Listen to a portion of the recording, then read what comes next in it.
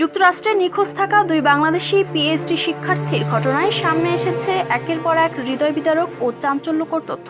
নিখোঁজের কয়েকদিন পরই একজনের মরদেহ উদ্ধার এবং আরেকজনের মৃত্যুর খবর নিশ্চিত হওয়ায় পুরো ঘটনায় তৈরি হয়েছে গভীর শোক ও প্রশ্নের ঘনঘটা।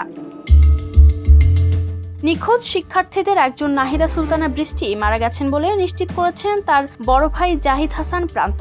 শনিবার সকালে তিনি সামাজিক যোগাযোগ মাধ্যমে ফেসবুকে দেয়া এক পোস্টে এই দুঃসংবাদ জানান। পোস্টে তিনি লেখেন, আমাদের বোন আর আমাদের মাঝেই নেই, ইন্না লিল্লাহি ওয়া ইন্না ইলাইহি রাজিউন।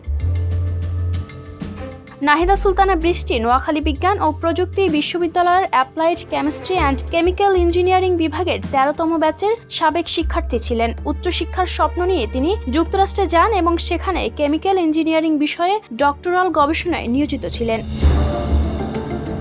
পারিবারিক সূত্র ও পুলিশি তথ্য অনুযায়ী নাহিদা বৃষ্টিকে সর্বশেষ দেখা যায় স্থানীয় সময় 16 এপ্রিল সকাল 10টার দিকে। তখন তিনি বিশ্ববিদ্যালয়ের ন্যাচারাল অ্যান্ড এনভায়রনমেন্টাল সায়েন্সেস ভবনে অবস্থান করেছিলেন। এরপর থেকেই তিনি নিখোঁজ ছিলেন এবং তার সঙ্গে আর কোনো যোগাযোগ পাওয়া যায়নি।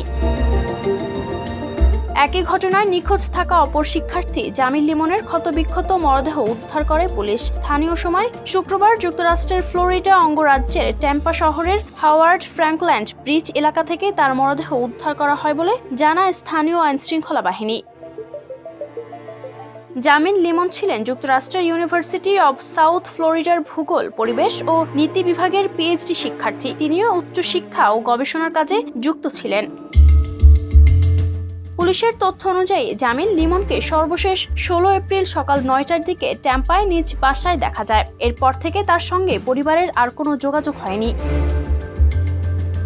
ঘটনার পরপরই তদন্তে নামে পুলিশ। পরে জামিল লিমনের রুমমেট হিসাম সালেহ আবু ঘারবিয়েহকে গ্রেপ্তার করা হয়। তার বিরুদ্ধে মারধর, অবৈধভাবে আটক রাখা, প্রমাণ নষ্ট করা এবং মরদেহ সরানোর মতো গুরুতর অভিযোগ আনা হয়েছে। প্রাথমিক তদন্তে পুলিশ জানিয়েছে ঘটনাটি সন্দেহজনক এবং এর পেছনে কি ঘটেছিল তা এখনো পুরোপুরি পরিষ্কার নয়। ময়নাতদন্ত রিপোর্টের পর মৃত্যুর সঠিক কারণ জানা যাবে বলে ধারণা করা হচ্ছে। একদিকে জামিলের মরদেহ উদ্ধার, অন্যদিকে নাহিদা বৃষ্টির মৃত্যুর খবর নিশ্চিত। এই দুই ঘটনায় যুক্তরাষ্ট্রে অবস্থানরত বাংলাদেশি কমিউনিটিতে নেমে এসেছে গভীর শোক ও শূন্যতা। সবাই এখন একটাই প্রশ্নের উত্তর খুঁজছে, এই মর্মান্তিক ঘটনার পেছনে আসলে কি ঘটেছিল। Ayesha Akter Swarna, Campus Times.